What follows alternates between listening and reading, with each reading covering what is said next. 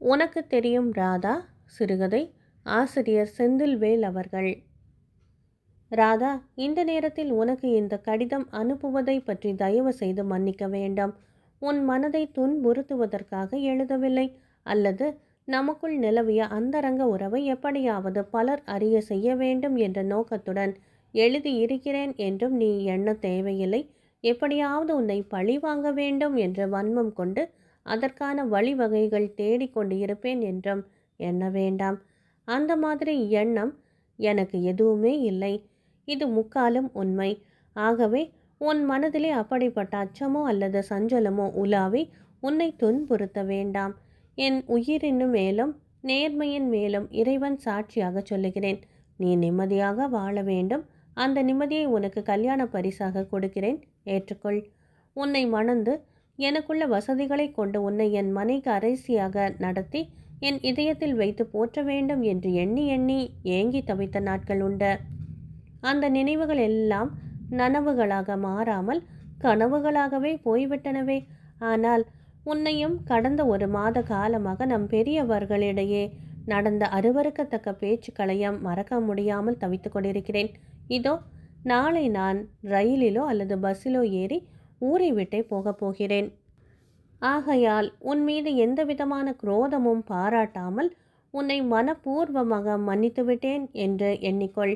நீ யார் என்னை மன்னிப்பதற்கு என்ற கேள்வியை நீ விடுக்கலாம். அதை பற்றி எனக்கு அக்கறை இல்லை. என் உள்ளத்தில் இருப்பது உன் மீது பச்சாதாபம்தான், வெறுப்பு இல்லை. கொஞ்ச நாட்களாவது என் இதயத்தில் வீற்றிருந்து எனக்கு இன்ப கதைகள் கூறியவள் அல்லவா நீ. அதற்கு நன்றியாக உன் மீது எந்தவித வெறுப்பும் கொள்ளாமல் இருக்கிறேன் என்பதை நீ உணர வேண்டும் என்ற அற்ப ஆசை, அவ்வளவே. அது உள்ளத்தோடு மட்டும் இருந்தால் போதாதா? இப்படி கடிதத்தில் கொட்டித்தான் தீர வேண்டுமா என்று எள்ளி நகைத்து ஏளனம் செய்யலாம். உன்னிடம் நீ செய்த அடாத செயல்களையெல்லாம் சொல்லி தீர்க்க வேண்டும் என்ற ஆசையும் கூடத்தான். தயவு செய்து மன்னித்துக்கொள். இந்த கடிதத்தை படித்துவிட்டு எரித்துவிட. என் உள்ளத்திலே உன் மீது உண்டான கோபதாப வெறுப்பு உணர்ச்சிகளையெல்லாம் நான் எரித்து விட்டதைப் போல. கடந்த ஒரு வாரமாக நம்முடைய பெற்றோர்களும் பெரியோர்களும் பேசிய விவகாரத்தில் நான் தான் குற்றவாளி என்ற முறையிலே தகராறை தீர்த்து விட்டார்கள் என்று ஒரு வழியாக உணர்கிறேன். இப்படி அவர்கள் ஒரு முடிவுக்கு வருவதற்கு உன்னுடைய அரைக்குறை பேச்சும் மௌனமும் உதவி செய்து இருக்கின்றன. மிக்க மகிழ்ச்சி. ஒழுக்கம் நிறைந்த உத்தம குலத்தில் பிறந்த குலக்கொடி நீ. நீ தவறு எதுவும் செய்யவில்லை, செய்து இருக்கவும் முடியாது. உன் அடக்கமும் ஒடுக்கமும் இந்த ஊரில் உள்ள வேறு எந்த பெண்ணுக்குமே வராது. ஆகையால் அசம்பாவிதமாக நடந்து கொண்டது நான் தான் என்று பெரியவர்கள் முடிவு செய்து, மேலும் இந்த பூசலை வளர்க்க வேண்டாம், இப்படியே விட்டுவிடுவது நல்லது என்ற முறையிலே விவகாரத்தை முடித்து கொண்டார்கள். ஆக அவர்கள் முன்னிலையில் நான் குற்றவாளி. ஏதும் அறியாத என் தந்தை எனக்காக இந்த அவமானத்தை தாங்கிக் கொண்டு உள்ளுக்குள் வைத்து புழுங்கிக் கொண்டிருக்கிறார்கள். நானோ தலையை தொங்க விட்டு கொண்டு அடிப்பட்ட மிருகம் போல இதோ இந்த அறையில் அங்குமிங்குமாக உலாவிக் கொண்டு உண்ணாமல் உறங்காமல் தவித்து கடைசியில் இந்த ஊரை விட்டே ஓடிவிட தீர்மானித்து விட்டேன். உன்னை அடைந்து உன்னோடு இன்ப வாழ்க்கை நடத்தி இந்த ஊரிலே நல்லவனாக 4 பேருக்கு உபகாரியாக வாழ வேண்டும் என்ற எண்ணத்தை நான் கொண்டு இருந்தது குற்றமானால் நான் குற்றவாளிதான். ஆனால் உன் உள்ளத்துக்கு தெரியும் ராதா, நான் குற்றவாளியா இல்லை, அதை கொஞ்சம் மாற்றி உன்னிடத்தில் கேட்கிறேன். நான் மட்டும்தான் குற்றவாளியா? நீயே உனக்கு உன் மனசாட்சிக்கு பதில் சொல்லிக்கொள். இதையெல்லாம் இப்போது நான் ஏன் கிளறி கொண்டு இருக்கிறேன் என்று உனக்கு கோபம் வரலாம். இந்த கடிதத்தை படித்துவிட்டு தீயில் இட்டு பொசுக்கும் வரையிலும் தயவு செய்து அதை பொறுத்துக்கொள். என் உள்ளத்தை திறந்து காட்டும் கடைசி முயற்சி இது, அவ்வளவுதான். இதற்கு பின் நீ என்னை எட்டி நின்று பார்க்க போவதும் இல்லை, கேள்விப்பட போவதும் இல்லை. நான் எங்கு இருக்கிறேன் என்பது கூட உனக்கு நிச்சயம் தெரிய போவது இல்லை. நான் குற்றவாளி இல்லை ராதா. அப்படியே நடுநிலையில் நின்று யாராவது இதை ஆராய்ந்து முடிவு கட்டும் பட்சத்தில், ராதா உனக்கு தெரியும் முடிவு எப்படி இருக்கும் என்று சிந்தித்துப்பார். நீதான் குற்றவாளி. முகத்தை சுளிக்காதே. வெளியிலே நான் சொல்லவில்லை, உன்னிடம் தானே சொல்லுகிறேன். உனக்கும் எனக்கும் தானே தெரியும் நம்மிடையே நடந்தவைகள். ராதா, உனக்கு ஞாபகம் இல்லை என்று உன் உள்ளத்தையே மறைக்கலாம். அன்று நீ தனியாக பூஜை தட்டுடன் கோவிலில் இருந்து வந்து கொண்டிருந்தவள் என்னை கண்டதும் பூத்தட்டை என்னிடம் நீட்டி திருநூறு எடுத்து கொள்ளுங்கள் என்று சொன்னாயே. அதற்கு முன்னால் நீ என்னிடம் எப்போதாவது பேசியிருப்பாயா? பள்ளிக்கூடத்திலும் பின்பு காலேஜிலும் நீயும் நானும் குறுக்கும் நடுக்குமாக எத்தனை தடவைகள் போயிருக்கிறோம். எப்போதாவது நான் உன்னை ஏறிட்டு பார்த்திருக்கிறேனா? ஆனால் அன்று நீ எதிர்பாராத விதமாக பூத்தட்டை என்னிடம் நீட்டியவுடன் நான் திக்குற்றதை நீ அறிவாய். வேறு வழியே இல்லாமல் திருநீற்றை எடுத்து நெற்றியிலை பூசிக்கொண்டு குங்குமத்தை எடுப்பதற்குள் உன் வலது கை மோதிர விரலால் குங்குமத்தை எடுத்து என்னிடம் நீட்டி என்னை எடுத்து கொள்ளுமாறு சொன்னாயே. இது ஏன்? கோவிலில் யாராவது பார்த்தாலுமே எந்தவித சந்தேகமும் கொள்ள முடியாத ஒரு சூழ்நிலையை உண்டாக்கி கொண்டு இறைவன் திருவருட் சந்நிதியிலேயே நீ இவ்வாறு செய்ய துணிந்தாய். கோவில் பிரசாதத்தையே நீ ஆயுதமாக உபயோகப்படுத்தினாய். கோபம் கொள்ளாதே ராதா.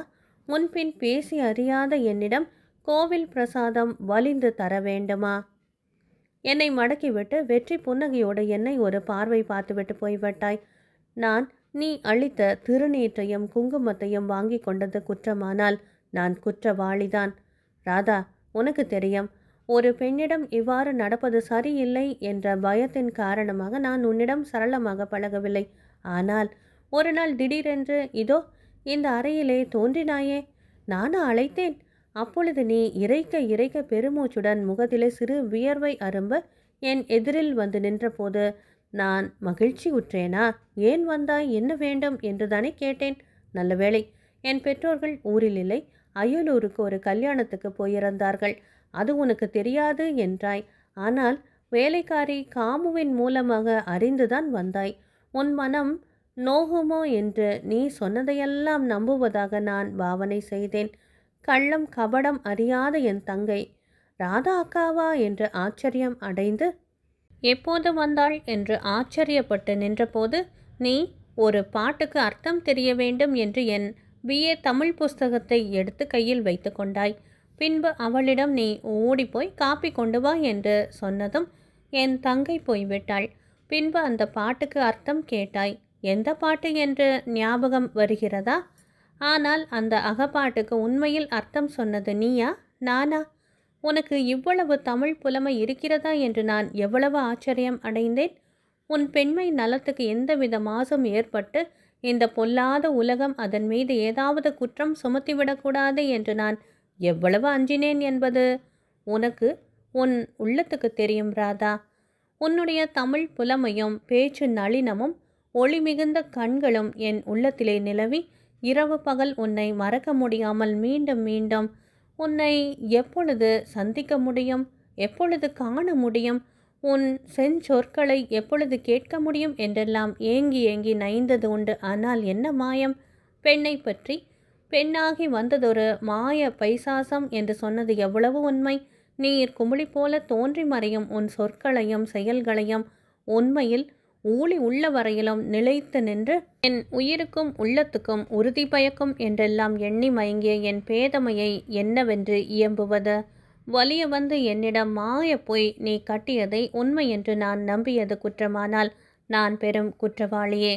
உன் சுயநலத்துக்காக உன் உள்ளத்திலே தோன்றிய ஆசைகளை சமாதானம் செய்து கொள்வதற்காக அடக்கம் ஒடுக்கம் அச்சம் நாணம் மடம் என்றெல்லாம் பண்பாடு என்ற பெயரால் செய்து வைத்து இருப்பதை கவசங்களாக கொண்டு ஒன்றுமறியாதவள் போல நீ செய்த திருவிளையாடல்களை இந்த ஊரும் உலகமும் அறிய செய்ய வேண்டும் என்று நான் நினைத்தால் ஒரே நொடியில் நான் செய்ய முடியும். ஆனால் அப்படிப்பட்ட கீழ் மகனாக நான் ஒரு நாளும் ஆக மாட்டேன். எனக்கு நீ அனுப்பிய கடிதங்கள் எல்லாம் நான் வணங்கும் முருகப்பெருமான் படத்துக்கு அடியில் வைத்திருக்கிறேன். மூத்து கோர்த்தது போல அழகொழுகும் செஞ்சொற்களால் நீ புனைந்த கடிதங்களை விலை மதிக்க முடியாத பொக்கிஷம் என்று எண்ணி மயங்கிய நான் தெய்வ சந்நிதியில் நிவேதனம் செய்வதை போன்று முருகப்பெருமான் பாதங்களில் மறைத்து வைத்திருக்கிறேன். பவித்திரமான மலர்களை தூவ வேண்டிய இடத்திலே வஞ்சகத்தையும் மாயத்தையும் பிரதிபலிக்கும் உன் கடிதங்களை கொண்டு போய் வைத்திருக்கிறேன். அந்த பேதமையை என்னவென்று சொல்லுவது? இப்படிப்பட்ட பாதக செயலை செய்த நான் குற்றவாளி அல்லாமல் வேறு என்ன? இந்த கடிதங்களை கொண்டு வஞ்சம் தீர்க்க வேண்டும் என்று நான் எண்ணியிருந்தால் என்னால் ஆகாதா? ஊரார் அறிய செய்யாவிட்டாலும் உன் தந்தைக்கு உண்மை இன்னதுதான் என்று உணரும்படி செய்ய இந்த கடிதங்களை அனுப்பி உன்னையும் ஓரளவாவது பழி வாங்கி இருக்க முடியும். ஆனால் ஒரு கணமாவது என் உள்ளத்திலே நின்று உன் நினைவுகளால் என்னை மெய் மறக்க செய்தவள் நீ. அதற்காக அந்த கடிதங்களில் ஒன்று கூட விடாமல் அவைகளை இத்துடன் அனுப்பியிருக்கிறேன். காதலோ காதலிப்பதோ குற்றமில்லைதான், பிறருக்கு எந்த விதமான கெடுதலும் இல்லாது இருந்தால். ஆனால் நீ என் மீது வலிந்து செலுத்திய அன்பு என்னை இப்போது பெரும் நரக வேதனைக்கு உள்ளாக்கி இருக்கிறது என்பதை நீ உணர வேண்டும் என்பதற்காகவே இத்தனை நீண்ட கடிதம் எழுதிவிட்டேன். நான் செய்த குற்றத்தை நான் ஒப்புக்கொள்ளத்தான் வேண்டும். அது உன் அறிவிலும் அழகிலும் என் மனதை பறி கொடுத்து தேனில் விழுந்த ஈயை போல மயங்கி உன் அன்பை ஏற்றுக்கொண்டதுதான். அது பூரணமாக உனக்கு தெரியும் ராதா. ராஜகோபால். ராஜகோபால் உணர்ச்சி வேகத்தில் எழுதிய இந்த கடிதத்தை எவ்வாறு ராதாவின் கையில் சேர்ப்பது என்று அறையில் அங்கும் இங்கும் உலாவிக் கொண்டு தீவிரமாக யோசித்து கொண்டு இருக்கையில் வேலைக்காரி காமு அங்கு தோன்றி அவசர அவசரமாக ஒரு கடிதத்தை கொடுத்துவிட்டு அவன் மறு பேச்சு பேசுவதற்கு முன்னால் வேகமாக சென்று மறைந்தாள். அன்புமிக்க அத்தான், பெண்ணாய் பிறந்தாலே சோதனைகள் ஏற்படத்தான் செய்யும் போலுமானால் சோதனையில் வெற்றி அடையாவிட்டால் அதற்கு மாற்று மரணம் ஒன்றுதான். இல்லாவிடில் பெண்மை நலனுக்கு அணி ஏற்படாத இந்த சோதனையில் தாங்கள் எப்படித்தான் சமாளிக்கப் போகிறீர்களோ. எனக்கு ஏற்பட்ட பெரும் கலக்கத்துக்கு இறுதியில் நல்ல வழியாக தீர்வு கிடைத்துவிட்டது. என் நிலையையும் உறுதியையும் என் தாயார் உணர்ந்து என் தந்தையை நம் திருமணத்துக்கு சம்மதிக்க செய்துவிட்டார். இதில் ஏதாவது எள்ளளவாவது குந்தகம் ஏற்பட்டாலும் நான் உயிர் தறியேன் என்பதை என் தாயார் உணர்ந்ததுதான் என் வெற்றிக்கு காரணம். காதல் ஒருவனை கைப்பிடித்து அவன் காரியம் யாவிலும் கை கொடுத்து மாதரங்கள் பழமையை காட்டிலும் மாற்றி பெற செய்து வாழ்வமடி என்ற பாரதி வாக்குப்படி நான் தங்களை மணந்து கொள்ள வேண்டும் என்று தீர்மானித்தது முதல் நம் திருமணம் எப்படி நிறைவேறுமோ என்று ஒரு அச்சம் எப்படியோ என் உள்ளத்தில் ஏற்பட்டு இருந்தது. இந்த அச்சம் ஏன் ஏற்பட வேண்டும் என்று எனக்கே தெரியவில்லை. ஆனால் நான் அஞ்சியதைப் போலவே அந்த நிலை எப்படியோ இறுதியில் வந்தேவிட்டது. எல்லாம் என் மூடத்தனத்தினாலும் உங்கள் எச்சரிக்கை இல்லா தனத்தினாலும் தான். காதலுக்கு கண் இல்லை என்பார்களே, அதன் மீதுதான் பழி போட வேண்டும். ஏதிலார் போல பொது நோக்கு நோக்குதல் காதலர் கண்ணையே உள என்றெல்லாம் கற்று வைத்திருந்து என்ன பயன்? அன்று ஒரு நாள் காலையில் குளக்கரையின் அருகிலே மருத மரத்தின் கீழ் காட்டு மல்லிகை புதர் மறைவில் யாரும் பார்க்கவில்லை என்று நானே கற்பித்து கொண்டு தங்களோடு நெடுநேரம் உரையாடி கொண்டு இருந்தேனே, ஞாபகம் வருகிறதா அத்தான்? அந்த செயல்தான் இந்த புகைச்சலுக்கே மூல காரணம். யாரோ என் தந்தையிடம் தாங்கள் என்னை யாரும் அறியா வண்ணம் கூட்டிக் கொண்டு இந்த ஊரை விட்டு ஓடிப்போக திட்டமிட்டு இருக்கிறீர்கள் என்றும் எல்லாம் நான் அணிந்திருக்கும் நகைகள் மீதுதான் உங்கள் நாட்டம் என்றும் வத்தி வைத்து இருக்கிறார்கள். என்ன கீழ்த்தனமான செயல்! என்னை மயக்கி என் மனதை என் வசம் இல்லாது நீங்கள் செய்து இருக்கிறீர்கள் என்றெல்லாம் கோல் மூட்டி இருக்கிறார்கள். ஆகவே என்னை கண்காணிப்பது மிகவும் அவசியம் என்று எண்ணி அதற்காக எனக்கு தெரியாமலேயே என்னை சுற்றியும் என் நடமாட்டங்களை கவனிக்க சிலரை காவல் வைத்து இருக்கிறார்கள். சிறை காக்கும் காப்பு என் செய்யும், மகளை நிறை காக்கும் காப்பே தலை. என்னை காத்து கொள்ளும் திறன் எனக்கு உண்டு அத்தான். அந்த அறிவை யாரும் எனக்கு சொல்லித்தர வேண்டிய அவசியமே இல்லை. நாளும் தெரிந்த என் தந்தைக்கு ஏன் தான் இப்படி ஒரு எண்ணம் ஏற்பட்டதோ? அவர் இப்படி நடந்து கொள்வார் என்று நான் கனவில் கூட நினைக்கவே இல்லை. இந்த நிலையில் நான் அவசரப்பட்டு தங்களை சந்திக்க முற்படவில்லை. என்னுடைய ஆவல்களையெல்லாம் வெகு சிரமப்பட்டு அடக்கி கொண்டேன். இந்த சோதனையில் தாங்கள் வெற்றி பெறுவீர்கள் என்ற நம்பிக்கை எனக்கு துணையாக இருந்தது. அவசரப்பட்டு நான் தங்களை சந்தித்து இருக்கும் பட்சத்திலே அது ஒரு பெரும் தீயாக மூண்டாலும் மூண்டு இருக்கும். என் தந்தை நேரக்கூடாத ஒரு அவமானம் நேர்ந்து விட்டதாக எண்ணி துடித்து கொண்டிருந்தார். இது பெரிய கலகமாக மூண்டு தங்களுக்கு ஊறு ஏதாவது ஏற்பட்டுவிடக்கூடாதே என்று நான் பட்ட துயரம் எழுதி தீராது. அத்தான், நான் சரியாக உண்ணாமலும் உறங்காமலும் தவம் இருந்தேன். தவக்கோலமே பூண்டு இருந்தேன். என் நகைகளை எல்லாம் கலற்றி எறிந்து விட்டேன். என் நிலையை கண்ட பிறகுதான் அப்பாவின் நிலை ஒரு திடீர் மாற்றம் ஏற்பட்டது. அதாவது என் மீது எந்த விதமான குற்றமும் இல்லை என்றும் எல்லாவற்றுக்கும் தாங்கள்தான் காரணம் என்றும் அப்பா முடிவு கட்டிவிட்டார். தங்களை தண்டிக்க வேண்டும் என்று எண்ணினார் என்பதும் உண்மைதான். அத்தான், எல்லாவற்றுக்கும் நான் தான் காரணம். நீங்கள் ஒரு பாவமும் அறிய மாட்டீர்கள். தவறு செய்ததெல்லாம் நான் தானே. தண்டிக்கப்பட வேண்டியவளுமே நான் அல்லவா? அத்தான், உங்களுக்கு ஞாபகம் இருக்கிறதோ இல்லையோ, ஆனால் அந்த சம்பவத்தை நான் என் உயிர் உள்ள வரையிலும் மறக்கவே முடியாது. கோவிலில் நிகழ்ந்த முதல் சந்திப்பை பற்றி தான் சொல்லுகிறேன். அதற்கு முன்னால் கலாசாலையில் என் முன்னால் குறுக்கும் நெடுக்குமாக எத்தனையோ தடவைகள் போயிருக்கிறீர்கள் என்பது உண்மைதான். ஆனால் கோவிலில் தெய்வ சந்நிதியில் தானே நாம் நேருக்கு நேராக சந்தித்தது. நீங்கள் எப்படி என் மனதிற்குள் புகுந்தீர்கள்? எனக்கு காரணம் சொல்ல தெரியவில்லை. எப்பொழுதும் மந்தகாசத்துடன் விளங்கும் உங்கள் முகமா, கோபமே வராத உங்கள் குணமா, ஒழுக்கமும் மரியாதையும் நிறைந்த உத்தமமானவன் என்று ஆசிரியரிடத்தும் நீங்கள் அடைந்த நற்சான்றா? எனக்கு எது என்று சொல்ல தெரியவில்லை. என் மனம் என் வசத்தில் இல்லை, அது உங்கள் வசமே வந்துவிட்டது என்று அப்பா தூற்றினார்களே, அதில் உண்மை இல்லாமல் இல்லை. எப்படியோ என் மனம் உங்களிடம் வந்துவிட்டது. நீங்கள் என் மனதில் புகுந்த நாள் முதலாக உங்களிடம் எப்படி பேசுவது என்று யோசித்து கொண்டே இருந்தேன். உண்மையில் சொல்லுகிறேன், நீங்கள் கோவிலுக்கு போவதை அறிந்துதான் நான் கோவிலுக்கே வந்தேன். திருநீறு குங்குமம் எடுத்துக்கொள்ளுங்கள் என்று நான் திடுதுப்பென்று சொன்னபோது உங்களுக்கு ஏற்பட்ட அதிர்ச்சியை நினைத்து நினைத்து நான் தனிமையில் பைத்தியம் போல சிரித்து மகிழ்ந்திருக்கிறேன்.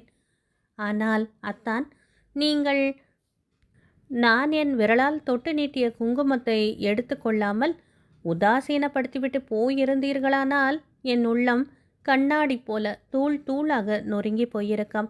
அப்புறம் உங்களை பார்க்கும் பொழுதெல்லாம் அந்த கோவிலின் சந்திப்போம், நான் கொடுத்த குங்குமத்தை நீங்கள் ஒரு ஆட்டுக்குட்டியைப் போல குலைவாக பயபக்தியுடன் எடுத்துக்கொண்டதும் என் நினைவுக்கு வரும். உங்கள் இதழ்களுக்கிடையில் தோன்றும் குறுநகை, அதை எண்ணித்தான் என்று நினைத்து கொள்வேன். பிறகு ஒரு நாள் உங்கள் வீட்டுக்கு வந்தேனே, அதுவும் என் முன் யோசனைப்படி வந்த திட்டம்தான். உங்கள் பெற்றோர்களும் தங்கையும் ஒரு திருமணத்துக்காக அயலூர் போயிருப்பதாக நான் அறிந்தேன். ஆனால் உங்கள் தங்கை இறந்தால் நிலைமையை சமாளிக்க பாட்டுக்கு அர்த்தம் கேட்டேன். எனக்கு உதவிய அந்த குறுந்தொகை செய்யுள் என் உள்ளத்திலே சிலையில் அடித்த உரு போல நிலைத்து விட்டது. பழந்தமிழர் காதல் வாழ்வோடு நான் ஒன்றி போய்விட்டதாக எனக்கு ஒரு பிரம்மை. நீங்களும் அந்த பாட்டை மறக்க மாட்டீர்கள் என்று நினைக்கிறேன். நினைவில் இருக்கிறதா? நிலத்தினும் பெரிதே வானினம் உயர்ந்ததன்று என்று தொடங்குமே அந்த பாடல். நல்ல வேளை, உங்கள் தங்கை பாவம், நான் பாட்டுக்கு அர்த்தம் கேட்க வந்ததாகவே எண்ணிவிட்டாள்.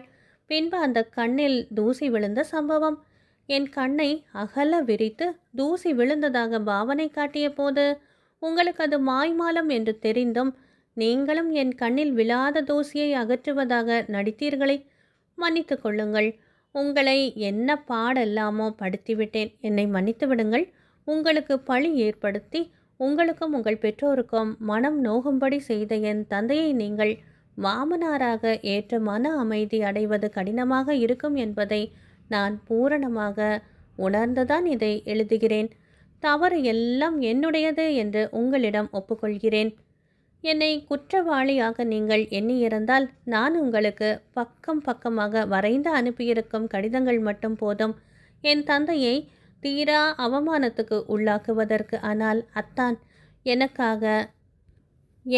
எனக்காக மட்டும் நீங்கள் இதையெல்லாம் தாங்கிக் கொண்டீர்கள் என்று நான் எண்ணம் மாத்திரத்தில் என் மனம் எவ்வளவு பெருமிதம் கொள்கிறது என்பதை நீங்கள் அறிவீர்களா? உங்களை நாடிய என் உள்ளம் தவறு செய்யவில்லை அத்தான். உயிரோடு உடல் வந்து ஒன்றுவது இயல்பு என்று உயிர் எழுத்து மெய்யெழுத்து இலக்கணம் சொல்லுவது போல என் உடல் என் உயிராகிய உங்களை நாடி வந்து அடைந்தது. எனக்காக, மாசுமறு இல்லாத என் தூய அன்புக்காக நடந்து போன இந்த சம்பவத்தை ஒரு கெட்ட கனவாக எண்ணி மறந்துவிடுங்கள். திடீரென்று ஏற்பட்ட கொந்தளிப்பு எல்லாம் அடங்கி என் தந்தை நடந்ததை எண்ணி மனம் வருந்துகிறார். எனக்காக அவரை மன்னித்து விடுங்கள். என் வெற்றியை நினைத்து நீங்கள் பெருமிதம் அடைந்தால் நான் பாக்கியசாலி.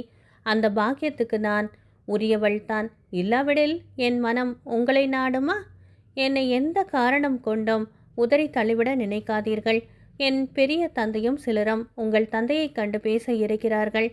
எனது வாழ்வும் தாழ்வும் உங்கள் கையில். அந்த குறுந்தொகை செய்யுளின் மீது ஆணை. நான் தமிழ் மரபில் வளர்ந்தவள் வந்தவள். என்னை தவறு செய்தவளாக ஆக்காதீர்கள். ராதா.